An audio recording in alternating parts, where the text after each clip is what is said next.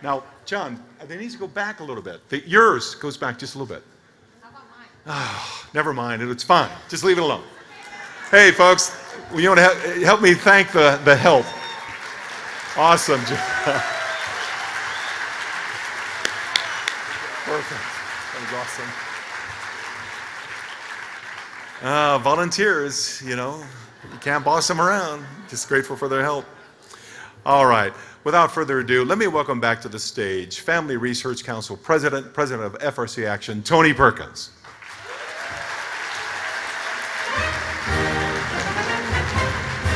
Thank you very much. I tell you what, isn't the hotel staff great? Well, we have a really unexpected, unscheduled treat for you. This coming Sunday marks the 15th anniversary of 9/11. And I think it's appropriate that as we gather here 15 years later that we reflect on that, because America in many ways is at greater risk today than it was 15 years ago. And I think we need to ponder that as we approach this election. And so I think if I asked most of you in here, you could remember where you were on 9/11. I remember exactly where I was and what I was doing. Well, to help us talk about this and put this election into perspective, I've asked America's Mayor, Rudy Giuliani, to join us.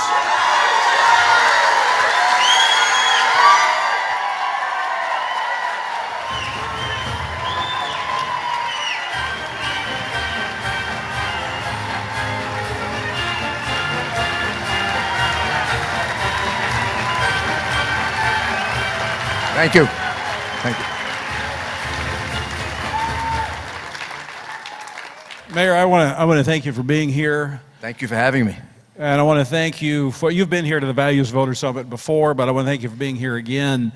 But I want to thank you for keeping the focus on national security and on America's interest in terms of protecting herself. And you know a little bit about that. Unfortunately, I do, from being mayor for 8 years, then having the terrible attack. Remember, I became mayor virtually a year after the first attack on the World Trade Center. People think of it as 2001. Well, we were attacked in New York in 1993 by, again, Islamic radical terrorists. And I have been investigating, prosecuting, and studying Islamic radical terrorism since I was in the Ford administration in the 1970s. So for me, this is a lifetime effort. And I think I probably know as well as anyone what's at stake, because I saw what they can do and how committed they are to their evil and horrible ideas. So when you look back 15 years, in your judgment, is the threat greater today? Has it lessened? Are we better prepared? How important is national security when we look at this election in November? Well, it's very important. And it's probably more important than we realize, because we always, I think, Americans, as any normal, we always think of jobs and the economy as the most important issue. And of course it is, because people have to support themselves and they have to feed themselves and take care of their family. But national security is really important, largely because of the way in which this administration in Washington has deteriorated our national security. If you had asked me that question 9 years ago or 10 years ago, let's say on the 5th or 6th or 7th anniversary of September 11, I would say that our national security had somewhat improved. We were doing a better job at the airports. We were doing a better job in terms of exchanging intelligence, not only between and among our federal agencies, but with the international community. I mean, there are countries that we're not even friendly with that we have good intelligence relationships with. It's a different relationship.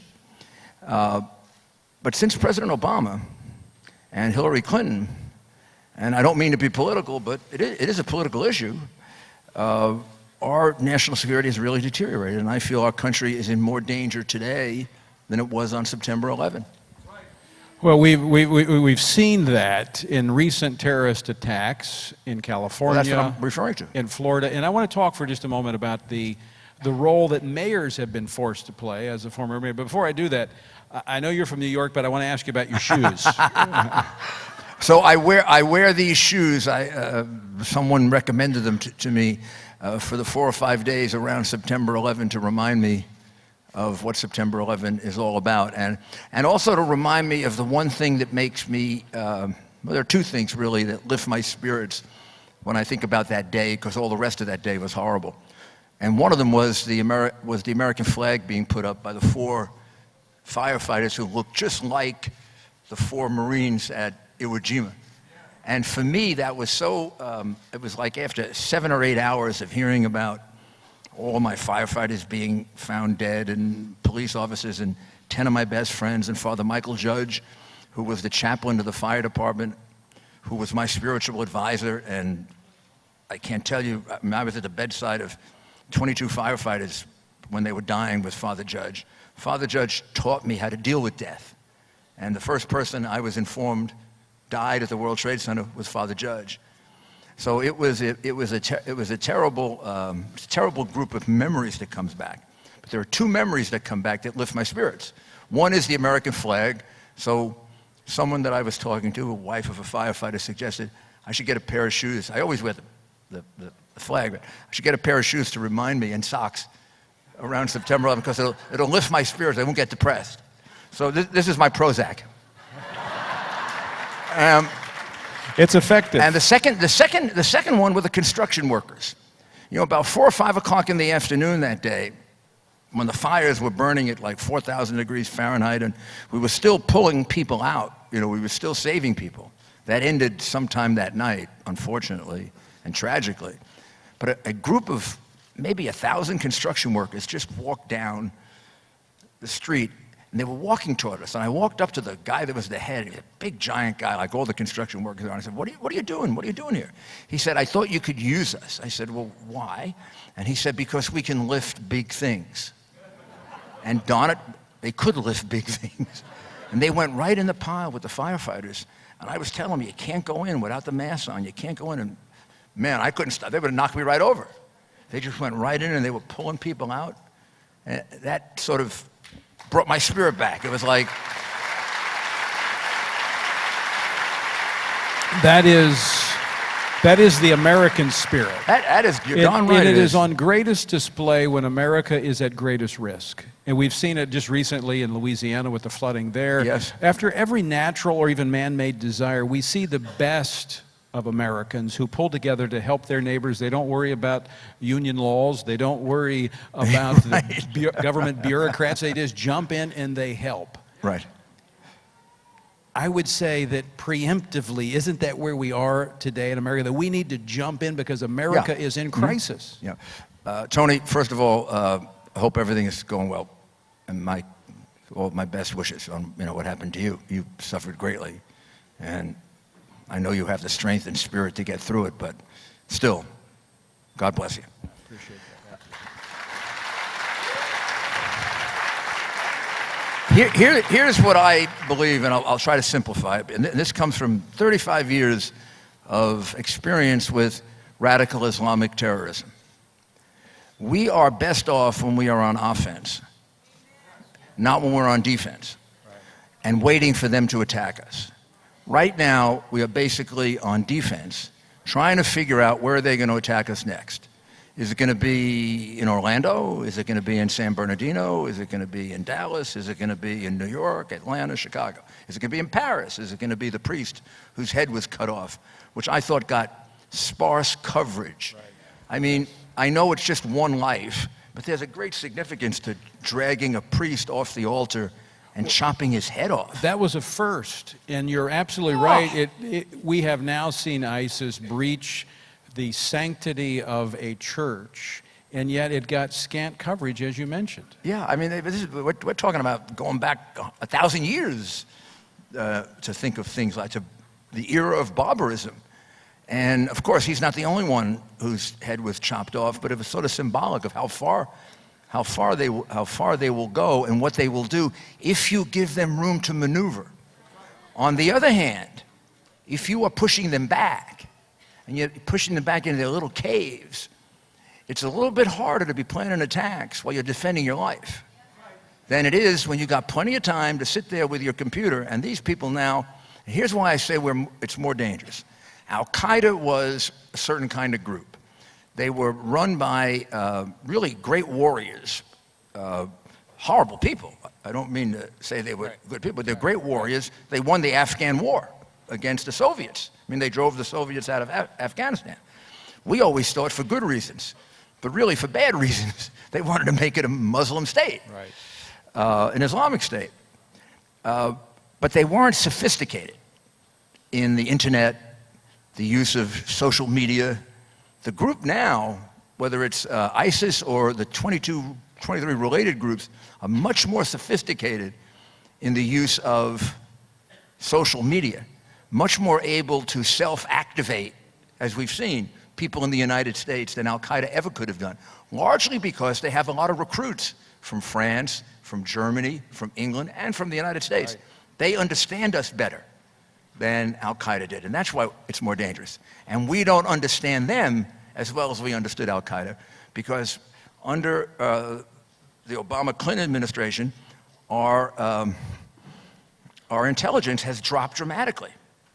I mean, when we had all those troops in Iran, in Iraq, we should have had them in Iran. When we had them in Iraq and... we don't send troops there, just money. Yeah. 33 billion to kill us. I mean, that gets turned around into killing us and our allies and getting ready to destroy Israel. When we had so many troops, we were getting a great deal of intelligence, because when you have a lot of troops in a country, like in Iraq, like in Afghanistan, you get a lot of intelligence. We're not getting that intelligence. Plus, rather than capturing people because Obama didn't want to fill up Guantanamo, he used drones to kill them. Well, okay, some of them you had to do that way. I always prefer capturing them, but I'm an investigator and a former prosecutor, and I want to get their information. I also can't figure out for the life of me what's more humane, waterboarding or killing somebody with a drone. At least if you're going to waterboard me, I get a choice. I can tell you the information. I can talk my way out of it. If you're going to get waterboarded, and I'm not proposing waterboarding, so don't get, let's not have it, but just you think for yourself, what's the moral difference between dropping a bomb on a man's head, who's a terrorist, or grabbing the man, sitting him down and telling him, if you don't tell me about all the other terrorists, I'm going to waterboard you. At least in the second situation, he gets a chance to save his life and do something good for society. Well, and as you said, the intelligence value. Mayor, I want to go back, Mayor, to the issue of the municipalities. Being a mayor, now 15 years ago, I know your background associated with law enforcement, and I know that you cleaned up New York, and you were very strong in the law enforcement arena. I spent 10 years in law enforcement, so I understand that world. 15 years ago, our law enforcement was not as advanced and equipped as it is today when it comes to dealing with terrorism. However, it's still, I'm going to ask, I want to put this in the form of a question. Our local law enforcement has been forced to deal with an issue because our federal government has not. Is that a viable solution going forward? With a president who can say the words radical Islamic terrorism, and therefore can point the country in the direction that we have to go, rather than the confusion that we have today, where we call the attack in Fort Hood, workplace violence. With a president who can do that, and can get the Justice Department and the Department of Homeland Security kind of like on the same page. What my belief has been, and I preach this all over, that the FBI and the Justice Department has to use the local police as their eyes and ears, because our new threat is coming from within our communities. You're not going to pick it up by intercepting emails, even Hillary Clinton's emails. I had to get it in. You know where you're going to get the information. You're going to get the information from the local police. So yes, a lot of them have been trained. New York, Chicago, Los Angeles, very well trained. There's a whole course on precursors of terrorism that they go through, things to look for, things to watch for. But the FBI has to use them as their eyes and ears, and that relationship has to be made closer. And for that, you need the right leadership. You need the right leadership that is explaining that we are in a war, and that this is an important priority. It's not just, another thing, which is the way it's treated by the president when he kind of acts very nonchalant about many of these attacks. So you've got basically 14,000, 15,000 FBI agents. You've got 800,000 sworn local police officers, including big ones like NYPD, Chicago, Los Angeles. Those 800,000 should be the eyes and ears of the FBI, and I believe Donald Trump can accomplish that.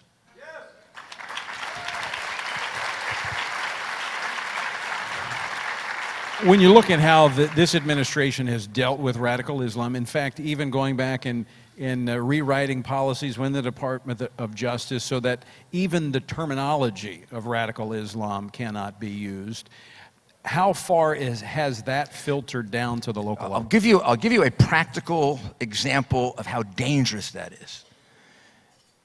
In San Bernardino, before the attack, the two people who committed the attack were observed in their garage late at night doing things that their neighbors thought were very suspicious.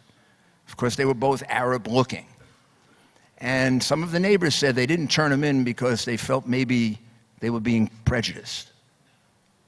So they were being affected by the tyranny of political correctness that is stopping us from reporting things we otherwise would report.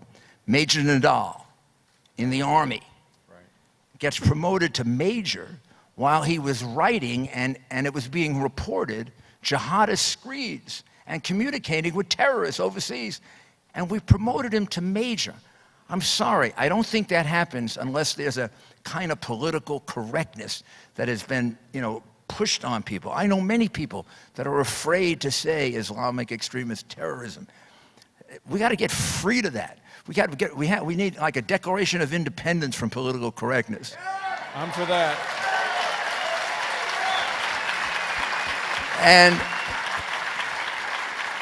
And I could, if I had the time, tell you terrorist attacks that were stopped because of, in one case, a police officer who did see two Arab gentlemen surveilling a subway suspiciously, and by turning them in, he stopped a bombing of that subway and possibly several others.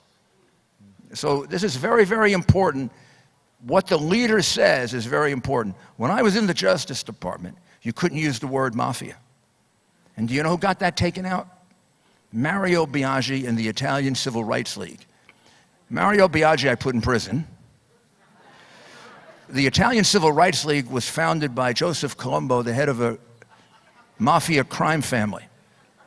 And I was an Italian American, and my view was every group has good people and bad people. Catholics, Protestants, Jews, Muslims, Italians, whatever. And all the good people should be on one side, and we should all be against the percentage of bad people, which is roughly the same for all of us, on the other side. And I would like to see that happen in the Islamic world. I'd like to see that happen in a more dramatic way. Yeah, more pronounced. Mayor, I think I can speak for many, many Americans, and reflecting back 15 years ago to the attack of 9/11, and thank you for your leadership. Thank you for being, the title America's Mayor, because of the leadership and the confidence that you instilled in a time of crisis that let people know we can get through that. And I say that for this, number one, to thank you. But number two, you could easily just enjoy retirement. You don't need to be out here, speaking at events like this and taking the risk of the media saying nice things about you.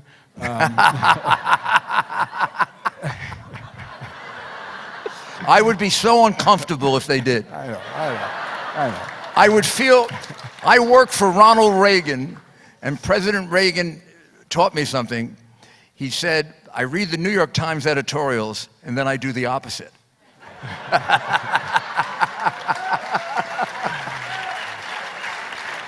Well, having said that, this was my question. Why are you spending your time out on the campaign trail with Donald Trump? 2 reasons. First, for my country. I believe that if this country is turned over to Hillary Clinton, we will end up being a European social democracy. And I believe Israel will be in grave jeopardy. And I believe that Islamic terrorism will continue to keep us on defense. When she said the other night, ruling out putting troops on the ground before she even got her sentence out, that is such a sign of weakness. The thing we hear most often from this president is no boots on the ground, no boots on the ground, no boots on the ground, no boots on the ground. At least leave the darn thing open as a possibility to frighten your enemy. So I'm doing it for my country and for my children, and I'm doing it because Donald Trump has been my friend for 28 or 29 years. I am absolutely disgusted at the way in which the press is covering him. This is a very